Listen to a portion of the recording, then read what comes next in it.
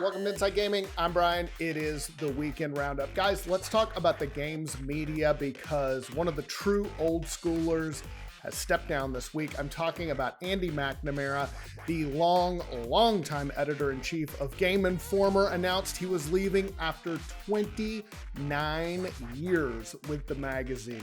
Holy crap, that is a lot. In his farewell post, McNamara says he is stepping away from games journalism and the job that he has had his entire adult life. He wrote, "I've had the time of my life here. I owe some of my best friends and the most memorable experiences to this place. Countless people throughout this industry have inspired me, believed in me, trusted me, and ultimately fought with me to make Game Informer the best we could make it." He added he is not leaving the games industry and tweeted that he's moving to Los Angeles. Oh, Andy, you finally did it. You pulled the trigger for an exciting new opportunity in games. He added more on that soon. McNamara, of course, has been a fixture in the games industry for years and for decades, and a lot of people sent their best regards. Pretty much every gaming journalist. CD Projekt Red tweeted, "Thanks for all you've done for the industry. It's been a pleasure working with you. Good luck with everything." Even former Sony Interactive Entertainment Worldwide Studio President Shuhei Yoshida sent along his congratulations for Andy's new venture. He's being replaced by executive editor Andy Reiner at Game Informer, but given that it's owned by GameStop, the future, it doesn't look great. The publication, it's still one of the biggest in-games media with more than 6 million subscribers worldwide as of the end of last year. It's long been included with GameStop's Power Up Rewards membership program. Of course, that has boosted that circulation. But as GameStop's fortunes have slipped, so have Game Informers. They've had 2 rounds of layoffs, one of which cut the editorial team by almost half last year. A second, according to the Washington Post, affected non-editorial staff. That happened earlier this year. McNamara told the Washington Post that ever since last year's layoffs, he's been looking for a change, saying, "I just felt like that was the end of my run." It definitely did huge damage to the magazine. And the larger point here is McNamara is part of a wave of people who have been leaving various gaming media outlets for different opportunities. Jason Schreier left Kotaku earlier this year. He's now writing for the more mainstream outlet Bloomberg News. He's still covering video games, of course. Meanwhile, a bunch of other Kotaku people have left too. Joshua Rivera, Gita Jackson left Kotaku earlier this year. And in December, Cecilia D'Anastasio also said goodbye to Kotaku. Now, a lot of these people are still writing about games, but a lot of these big pillars look like they're starting to fall. Those departures at Kotaku, a little bit different from Game Informer. Kotaku now owned by a private equity firm. You don't want to work for one of those. They are legendary for being terrible owners. And since Game Informer is owned by GameStop, though, they're obviously also influenced by the ups and downs of corporate America. It's no secret these are tough times, both for old school print media. That's where I came from. It's a disaster, as well as digital journalism. So it's safe but sad to say these probably won't be the last big departures that we're seeing. It is a bummer. Like, Game Informer was a part of, I feel like, a lot of our childhoods, and just to see it like just kind of slowly, I feel like, go down like this, it is a bummer. But for McNamara, the dude's a legend, so good luck, dude, and whatever you're doing next. All right, we're gonna get to the stories in just a second. First, let's talk about Omaha Steaks. One of our favorite sponsors. They've been with us forever. Omaha Steaks. They're perfectly aged, 100% American grain-finished beef for the ultimate in tenderness, juiciness, and flavor. The glorious sizzle of Omaha Steaks on the grill. It's the official soundtrack of summer. They have been with us for a long time. They've supported this channel. They're supporting the Roundup. I love them. I have Omaha Steaks in my freezer. It is great. When I don't know what to do for dinner, oh, boom, let's just have steak. I feel like a millionaire all of a sudden. Omaha Steaks, they are offering my listeners a limited time deal. It's a limited time deal, guys. Go to omahasteaks.com, enter the code ROUNDUP in the search bar, and order the Grand Summer Grill Out package today. Order this package, and Omaha Steaks will throw in 4 free burgers. What? And free gourmet jumbo franks. Omaha Steaks, though, it's not just steaks. It's a culinary masterclass, 100 years of family tradition, exclusive premium beef aged to peak tenderness. It's guaranteed perfection in every single bite. I can personally vouch for these. They're so good. So order your Grand Summer Grill Out packages and get 4 free Omaha Steaks burgers and 4 free gourmet jumbo franks. Again, go to omahasteaks.com, type Roundup in the search bar, and order the Grand Summer Grill Out package today. Again, 4 free Omaha Steaks burgers, 4 free jumbo franks. Fill your freezer with enough gourmet food to keep your grills going all summer long. Don't wait. Visit omahasteaks.com, type Roundup in the search bar to shop summer grill packs today. All right, let's talk about the rest of the news. Let's talk about Cyberpunk 2077 first. No, they didn't delay it again, but it looks like they did cut a feature that has been shown off in previous gameplay videos. In an interview with Game Reactor, the game's level designer Max Pears was asked about the wall running that was seen in the big 48-minute video from 2018, where V was equipped with mantis blades. It was awesome. She's kind of traveling up a wall. Pears said that is gone now, though. Specifically, he said the wall running was, quote, removed due to design reasons.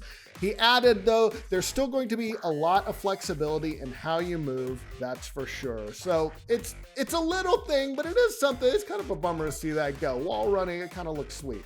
All right, there was a whole lot of drama this week around the new Crash Bandicoot game and microtransactions. People noticed that if you go to the game's page on the Microsoft Store, it has a little note below the price, and it says offers in-app purchases.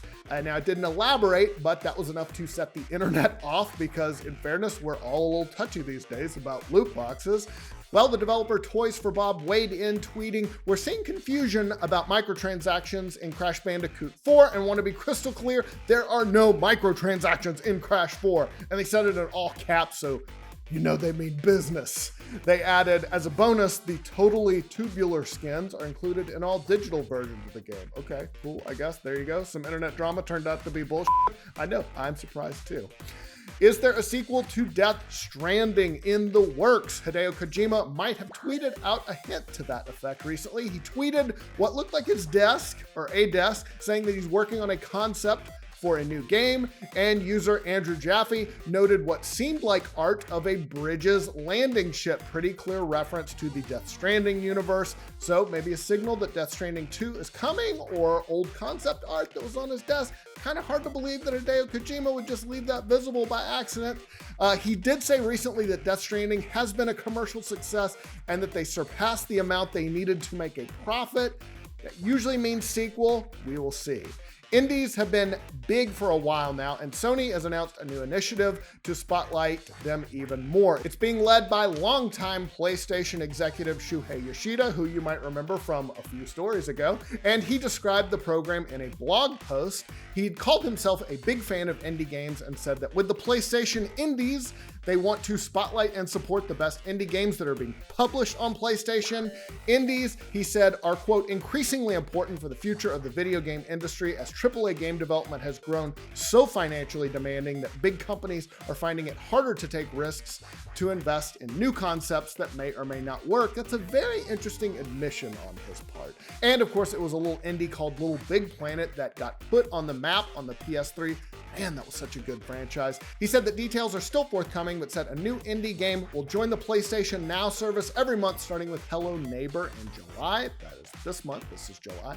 They also spotlighted 9 indie games that are coming to the PS4 and the PS5. They include a real-time multiplayer version of Worms called Worms Rumble. Holy crap, I haven't played a Worms game in years. A co-op adventure called Haven, a puzzle game called Carto, and a hacking-themed platformer called Recompile. There's more. Those are I didn't want to just go through 9 of them, but pretty cool to see indies getting some love. Nintendo, of course, they've been doing a similar thing with its Nindies presentation for the Switch. And of course, Xbox back in the day was, they introduced us to Super Meat Boy, at least to us console players back in the day on the Xbox 360. So there you go. All right, time for a 5-second review.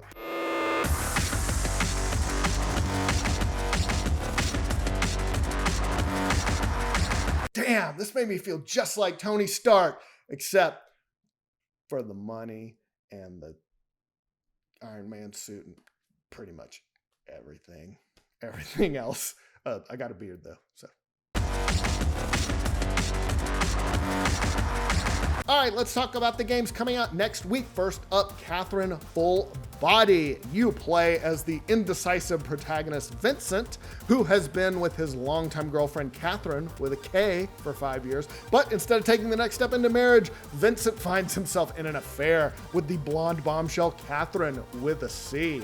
Thrown into discord by his infidelity, he finds solace in the innocent Rin, further complicating matters. Adding to Vincent's dilemma, he begins having nightmares that force him to climb for his life. Will he survive the trials and tribulations of love or fall to temptations? You've probably played Catherine. If not, this is sort of the complete edition. It's a mature action puzzle platformer that will thrill you with a story that delves into the relationships and difficult choices we have to make. It comes to the Switch July 7th. In Superliminal, perception is reality. Escape from a mind-bending dream where everything is exactly as it seems. As you fall asleep with the TV on at 3 a.m., you remember catching a glimpse of the commercial from Dr. Pierce's Somnosculpt Dream Therapy program. Those are called infomercials. By the time you open your eyes, you're already dreaming, beginning the first stages of this experimental program. Welcome to Superliminal. It's a first-person puzzle game based on forced perspective and optical illusions.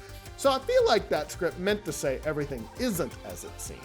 Puzzles in this game give you a sense of the unexpected. Players need to change their perspective and think outside the box to wake up from the dream. It comes to PS4, Xbox One, and Switch July 7th. Crosscode features a fast-paced combat system, 16-bit SNES-style graphics with butter-smooth physics. Engaging puzzle mechanics are served with a gripping sci-fi story. Crosscode is all about how it plays. Take the best out of two popular genres and find a good balance between them. That's what they did here. You get the puzzles of Zelda-esque dungeons and are rewarded with a great variety of equipment that you know and love. During the fast-paced battles, you will use the tools you find on your journey to reveal and exploit the enemy's weaknesses, at the same time be able to choose equipment and skills for a more in-depth approach in fighting your enemies. It comes to PlayStation 4 and Switch July 9th. NASCAR Heat 5 challenges you to become the 2020 NASCAR Cup Series champion. Yeehaw! Features all the official teams, racers, and cars. I look like I should be a NASCAR fan. I'm not, though. From the 3 NASCAR National Series, as well as the Extreme Dirt Tour, racing on 39 authentic tracks. It comes to PS4, PC, and Xbox One July 10th. While we're on racing games, F1 2020 allows you to create your own F1 team for the very first time and race along the official teams and drivers. Alternately, challenge your friends in new split screen with casual race options for more relaxed racing, complete on 22 circuits with current and classic content. It comes to PC, PS4, and Xbox One July 10th. And finally, Bloodstained Curse of the Moon 2 brings back classic 2D action and a dark 8-bit aesthetic together with modern playability. Players take control of Zetsu, a swordsman from the Far East who bears a deep grudge against demonkind and the alchemists who summon them. He must battle his way to the demonic stronghold, but he doesn't have to do it alone. He can ally himself with a brand new cast of characters he meets along the way and add them to the playable roster. Cool. They include the Exorcist Dominique. All characters from the original Curse of the Moon game are playable as well. Each new character adds a variety of gameplay options, abilities, and ways to complete the mini stages. You can also create demon hunting duos in 2-player local co-op, available for the first time. Work together with a friend, mix and match the strengths of 2 different characters, and conquer stages in tons of new and exciting ways. It comes to PC, PS4, Xbox One, and Switch July 10th. Kind of a slow week. That last one might be cool. All right, guys, that is all the gaming news we got for you this week. We love you. Hope you're being safe. Hope you don't have COVID. I hope your friends and family are doing well. I know we're going stir crazy down here locked down, but we will be back with more news very soon. Bye. So one of the oldest video game magazines is in big trouble after its parent company made deep cuts to its staff this week. Yeah, we're talking about Game Informer, which has been around since the early 90s, but it was reported that its parent company GameStop laid off nearly half the magazine's staff. Yeah, that includes the magazine's managing editor and a number of staffers. Very, very sad. Yeah, managing editor Matt Burtz tweeted yesterday, quote,